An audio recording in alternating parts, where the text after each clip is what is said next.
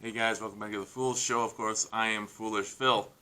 Just wanted to give you my recap of Michigan's 51-49 loss to UCLA in the Elite Eight. It's so disappointing. So disappointing. To be honest, I work early, so I did not stay up. I went to bed like normal time, and then around 3 in the morning, I kind of woke up like, what do I want to do? Do I want to get up and see? I recorded the game. Get up, check the score, get up, watch the game, or just go back to sleep. I'm like, well, my mind was going already. So it's like, all right, it's either check the score or watch the game. And I watched the game. And honestly, I'm kind of glad I didn't stay up to watch that game. That was miserable just watching it anyways. And I could still fast forward through the commercials and everything. But man, 51-49. For how good Michigan looked against Florida State, they looked just the completely opposite. That bad versus UCLA. Props to UCLA. They got the win. Going from the first four to the final four. Same as, I think it was VCU back in 2013 or something like that. I don't know when it was. VCU went from the first four to the final four. Just get on a roll, man. Total props. You got to just give props to what I think you say his name, Juzang. 28 points. 28 points.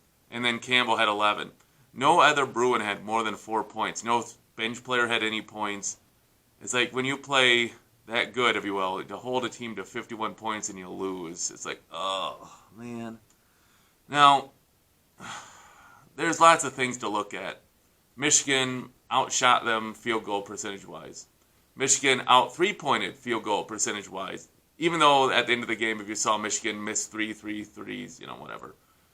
But where UCLA did outshoot Michigan, I should say. They didn't outscore them, I don't think. Was at the free throw line. UCLA went 6 of 7. Michigan went 6 of 11. Dickinson had a poor shooting night, 1 of 4 from the free throw line. And Mike Smith, 0 of 2. He had those free throws right at the end of the first half, and he shot too strong on both of them. That was kind of indicative of Smith, too. He just had, honestly, a terrible performance. 1 of 7. He only hit a step back, three-pointer in the second half that actually gave Michigan the lead, 43-42. But he only hit 1 shot. Another telling stat for Mike Smith in his game, he had zero second half assists. That's just not very good. Obviously, a lot of people are going to point to Franz Wagner. 1 of 10 for the game. His only shot he hit was a drive to the layup in the first half, couple minutes. I just don't understand what happens to him. He's there, and then he goes back. I don't know if it was tied in a little bit. I think I could see this, where he was trying to defend Juzang, and he wasn't able to do it. Juzang was just hitting shots no matter what. He was getting open, hitting his shots. And I wonder if Wagner kind of carried that over on the offensive side, where maybe he was pressing too much, or he was thinking too much about defense. I don't know. But 1 for 10. 4 points. 1 layup, and he hit 2 free throws at the end of the game. So, yeah, Smith and Wagner just had terrible games. I don't know. I think, again, this is where Coach Howard is still learning. Chaundee Brown went 2 for 3 on three-pointers, and he hit a clutch three-pointer in the latter part of the second half to tie the game, I think at 46 it was. And then he got a rebound, and then they took him back out. Howard took him back out and put in Wagner. True, Wagner drove, got fouled, hit his 2 free throws. Yeah, but it's like Brown was the only one who hit more than 1 outside shot in the game. And I would have liked to seen him get a chance to hit that game-tying shot or game-winning shot. But it is what it is. You go with who you think is your best chance. It just sums it up, right? Michigan had the chance to take the lead. I think they're down by 2 points. And they come down, and what they get, Wagner gets an open 3, air ball. But, not Brown, but Brooks. Brooks rebounds the air ball, and instead of just going down and jumping back up and putting the ball in to tie the game, he tries to shoot a layup going away from the hoop. So his momentum's totally going away from the hoop. He tries to shoot it over his back. He obviously probably didn't have any idea. At least didn't have good clock management. Maybe that was it, where he thought, I got to get this up real quick. I don't know how much time I have left. but there was like 6 seconds left. But he does that fadeaway layup and just hits backboard. So really, Michigan, when they had a chance to get the lead or tie the game, had basically 2 air balls.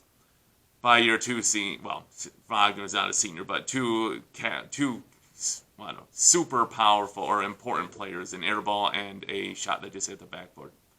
Then Michigan fouls Juzang. He hits only 1 of 2. Michigan gets the ball. Again, they're down by 2 points now, I think it is. And, yeah, down by 2. And they come down. Mike Smith shoots a 3-pointer. At least he was going forward, but it was a brick. And then we have one more shot, and it was off balance. Wagner gets another shot and misses a 3-pointer. I really think a key for Michigan's strategy that I guess it was kind of needed, but I don't like it in the same way, was they kept going to the post. And you were getting points from Dickinson and Davis, but when you did that, you were spreading the court so much, and no one was hitting any threes. And Dickinson also had a poor game for turnovers.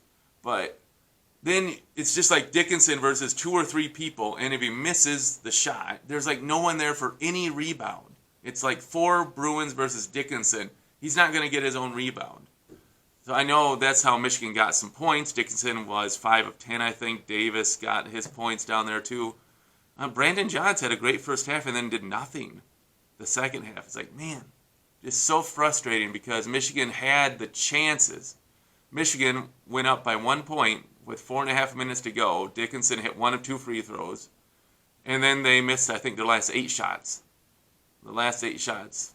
Wagner got 2 free throws in there. Just speaking of free throws, too, Michigan got into the 1-and-1 with 12 minutes to go, and I think they only shot 5 free throws in the second half. It's like that's where you just got to drive and force the refs to call fouls. Get to the free throw line. Nothing was working. Get to the free throw line. Get to the free throw line. Something, anything. But c'est la vie, right? That's how it goes. I was really hoping Michigan would get to the Final Four. I know a little visions of grandeur of beating Gonzaga. Gonzaga, I think, is going to win the whole thing. But it would have been nice to get to the Final Four. It would have been nice to put up another Final Four banner in Chrysler Arena, but it was not meant to be. In retrospect, this season, when Michigan was picked to finish 7th in the Big Ten, then they go off and start playing really good basketball. They win the Big Ten. They make it to the Elite 8. Michigan has, right now, the number 1 recruiting class coming in next year. So I know it's painful after this loss. I know it's disappointing because Michigan should have won this game. There were so many missed layups, so many opportunities to win the game, and they didn't. It's so disappointing. But that's college sports. It's fun. It's fun, and it's terrible. Oh, like I said, I'm glad I didn't stay up to watch it. That would have been miserable watching that game live. At least I could fast forward through the commercials. So, a few questions. Obviously looking forward. It's a long ways off. Who comes back to Michigan? Everyone obviously can come back if they want to. No one has to leave for eligibility reasons. But I think there should be some attrition. Because if you got the top recruiting class in the country coming in, you don't have those guys coming to just sit on the bench. They want to play. And that's what college basketball should be, too. You got your seniors, and then you kind of move on. Maybe one. I would not mind Chauncey Brown coming back. If he would be a starter, I think it would be great. Eli Brooks or Mike Smith, one of those two staying as a point guard would be all right. The other one moving on would be fine, whichever one. But that'll be another story later in the season. Off season, I suppose. Hey, it is what it is. Michigan bows out in the Elite 8 to UCLA, 51-49. Let me know your comments. Put them in the box below. I'll try to respond as I am able to. Thanks to all my subscribers. Please hit that subscribe button if you haven't yet. And, as always, until I see you guys next time, go Blue.